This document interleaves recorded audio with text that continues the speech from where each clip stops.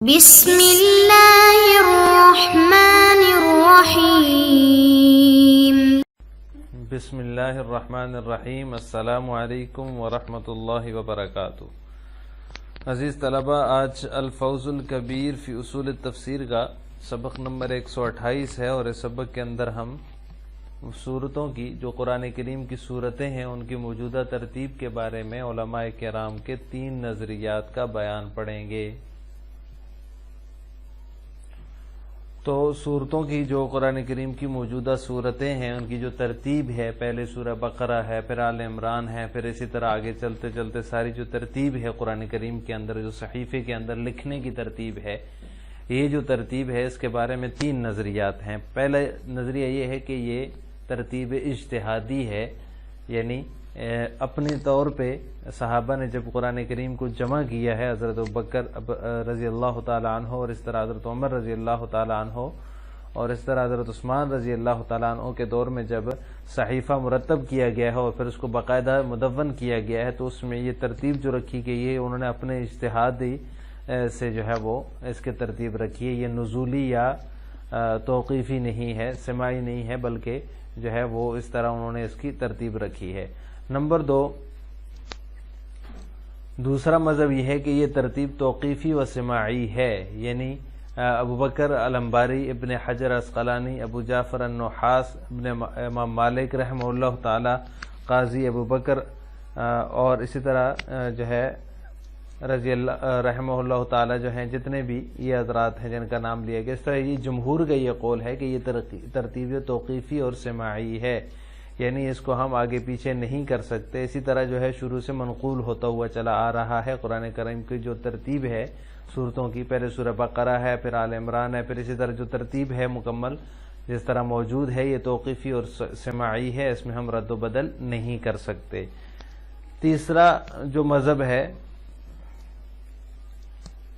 وہ یہ ہے کہ کچھ حصہ اجتہادی ہے اور کچھ حصہ سماعی ہے، یعنی کچھ حصے کی جو ترتیب ہے صورتوں کی وہ سماعی ہے، اور کچھ حصے کی جو ہے وہ اجتہادی ہے۔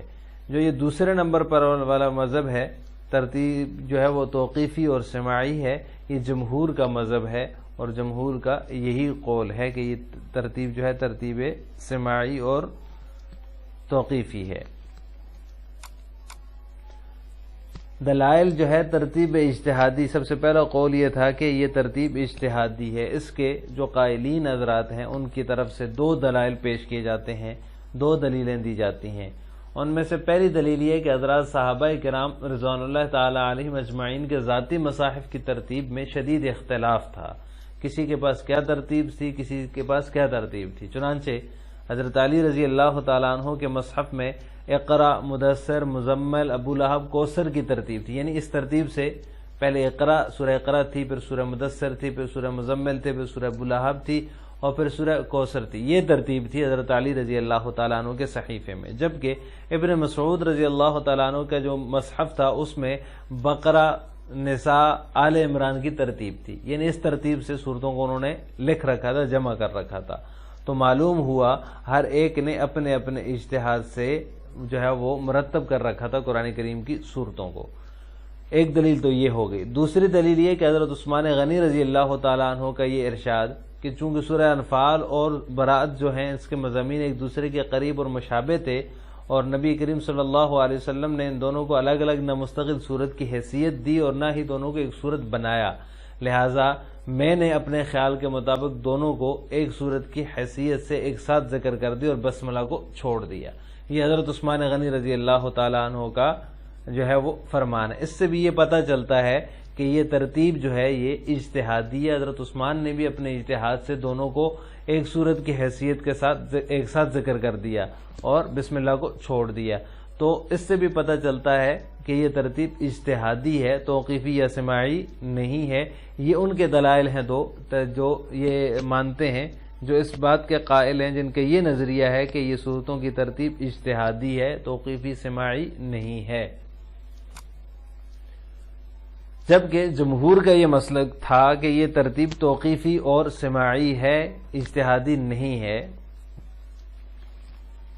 اس میں جمہور کے جو دلائل ہیں ان میں سب سے پہلی دلیل حضرت واصلۃ بن الاسقع رضی اللہ تعالی عنہ کی حدیث ہے، جس میں انہوں نے فرمایا تھا، گزشتہ سبق میں گزری ہے، آپ صلی اللہ علیہ وسلم نے فرمایا اوتیت مکان التوراۃ السبع الطول واوتیت مکان الزبور المئین واوتیت مکان الانجیل المثانی وفضلت بالمفصل۔ اب دیکھیں یہاں پر آپ صلی اللہ علیہ وسلم نے ترتیب سے پہلے طول کا ذکر کیا، پھر مئین کا کیا، پھر مثانی کا کیا اور پھر مفصل کا کیا۔ تو اس ترتیب سے پتہ چلتا ہے کہ یہ ترتیب توقیفی اور سماعی ہے، یعنی آپ صلی اللہ علیہ وسلم نے بھی اس کو اسی پر رکھا، ہم اس کے اندر کوئی رد و بدل نہیں کر سکتے۔ جس طرح صحابہ نے اس کو جمع کیا ہے اسی ترتیب سے ہے کہ پہلے طوال ہے، پھر جو ہے مئین ہے، پھر وہ ہے مثانی ہے، اور اس کے بعد مفصل ہے۔ یہ صورتوں کی اقسام ہیں، ان کی تعریفات اور وضاحت آگے چل کر آئے گی۔ ایک دلیل تو یہ حضرت واصلہ بن اسقع رضی اللہ تعالیٰ عنہ کی حدیث ہے، جس سے پتہ چلتا ہے کہ یہ ترتیب توقیفی اور سماعی ہے، اجتہادی نہیں ہے۔ دوسری دلیل وہ روایت جس میں اوس بن اوس رضی اللہ تعالی عنہ کے جواب میں جو ہے صحابہ کا یہ بیان ہے کہ یہ قرآن کی جو منزلیں ہیں یہ تقسیم ہے 3، 5، 7، 9 اور 11 اور 13 یہ صورتوں کی کرتے ہیں، اور مفصل کی منزل سورہ قاف سے آخر تک ہے۔ تو یہ جو ان کا بیان ہے صحابہ کرام کا، یعنی ہم جو ہے صورتوں کی قرآن کریم کی منزلیں ہیں یا جو تقسیم ہے صورتوں کی وہ 3، 5، 7، 9، 11، 13 صورتوں کی کرتے ہیں، اور مفصل کی جو منزل ہے وہ سورہ قاف سے آخر تک ہے۔ اس سے بھی یہ مطلب پتہ چلتا ہے کہ یہ اس ترتیب سے جو ہے وہ یہ ترتیب توقیفی اور سماعی ہے۔ اگر اجتہادی ہوتی تو صحابہ کرام اس کو اس ترتیب پہ، بلکہ ہر کسی کی اپنی اپنی ترتیب ہوتی۔ یہ حضرت اوس بن اوس الثقفی رضی اللہ تعالیٰ عنہ کے سوال کے جواب میں صحابہ نے جو ہے بیان فرمایا۔ یہ دوسری دلیل ہے جمہور کی۔ تیسری دلیل جمہور کی یہ ہے کہ خود صورتوں کی نفس ترتیب جو ہے، جس میں حامیم سے شروع ہونے والی جو ہے وہ حامیم سے شروع ہونے والی تمام صورتوں کو مسلسل بلا فصل ذکر کیا گیا ہے، اور طاسین میم سے شروع ہونے والی صورتوں میں فصل کیا گیا ہے۔ مسبحات، سبح اسم ربک الاعلی، سبح اسم جو ہے وہ جو دوسری یسبح للہ ما فی السماوات ما فی الارض، اس طرح جو مسبحات ہیں ان میں فصل ہے، اور اس طرح مکی اور مدنی صورتوں کا اختلاط بھی توقیفی ہونے کی دلیل ہے کہ وہ بھی مختلف ہیں۔ اسی طرح جو ہے مثانی اور مئین کا غیر مرتب اختلاط بھی توقیفی ہونے کا غماز ہے۔ یعنی یہ جتنی صورتیں ہیں اگر ترتیب اجتہادی ہوتی تو جو ہے وہ یہ صورتیں اس میں نہ ہوتی کہ حامیم سے شروع ہونے والی صورتوں کو بلا فصل ذکر نہ کیا جاتا، تاسین میم سے شروع ہونے والی صورتوں کو کے درمیان فصل نہ کیا جاتا، مسبحات میں بھی فصل نہ ہوتا، اس طرح مکی اور مدنی صورتوں کا جو ہے وہ اختلاط بھی وہ توقیفی نہ ہوتا۔ تو اس صورت میں یہ جتنی صورتیں بھی یہاں بیان ہوئی ہیں اس دلیل میں، یہ اس بات کی غماز ہیں کہ صورتوں کا جو ترتیب ہے وہ توقیفی اور سماعی ہے، اجتہادی نہیں ہے۔ لیکن جو ترتیب اجتہادی کے قائلین ہیں ان کے جو دلائل تھے ان کا جواب یہ ہے کہ مصاحف صحابہ کا اختلاف موجودہ اجتماعی ترتیب سے پہلے تھا، جو اجماع کے بعد ختم ہو گیا۔ یعنی ان کی دلیل یہ تھی کہ صحابہ کے جو مصاحف ہیں، جو ان کے اپنے اپنے مصحف تھے، ان کے اندر شدید اختلاف تھا۔ تو اس کا جواب یہ ہے کہ مصاحف صحابہ کا اختلاف جو ہے وہ موجودہ اجماعی ترتیب سے پہلے تھا۔ اب جب اجماع ہو گیا اس ترتیب پر تو وہ صحابہ کا جو مصاحف کا اختلاف تھا وہ ختم ہو گیا۔ یہ تو پہلی دلیل کا جواب ہوا۔ دوسری دلیل کا جواب یہ ہوا کہ روایت جس سے آپ استدلال کر رہے ہیں دوسری دلیل میں، وہ روایت اس پائے کی نہیں ہے کہ اس سے استدلال کیا جائے۔ اس کے جو راوی ہے یزید بن فارسی، اس کی امام بخاری رحمہ اللہ تعالی نے تضعیف کی ہے، یعنی ان کو ضعیف قرار دیا ہے۔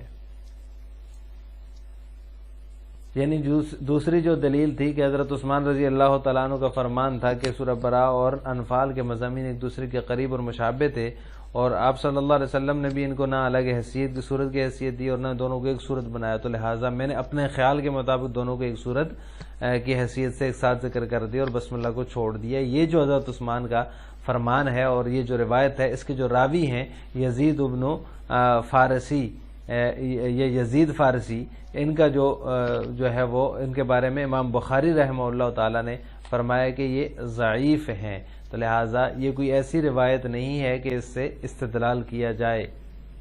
تو دوسری دلیل ان کی، اس کا جواب یہ ہو گیا۔ آج کے سبق کا خلاصہ یہ ہوا کہ ہم نے قرآنی صورتوں کی موجودہ ترتیب کے بارے میں علماء کے 3 نظریات کی تفصیل پڑھی ہے۔ آخر میں آپ سے 2 سوال ہیں۔ پہلا سوال یہ ہے کہ صورتوں کی موجودہ ترتیب توقیفی و سماعی ہے یا اجتہادی ہے؟ اس میں جو جمہور کا مذہب ہے وہ آپ نے کمنٹ باکس میں بتانا ہے۔ نمبر 2، ترتیب اجتہادی کے قائلین کی پہلی دلیل جو تھی اس کا کیا جواب ہے؟ اس کا جواب بھی آپ نے کمنٹ باکس کے اندر لکھنا ہے۔ السلام علیکم ورحمۃ اللہ وبرکاتہ۔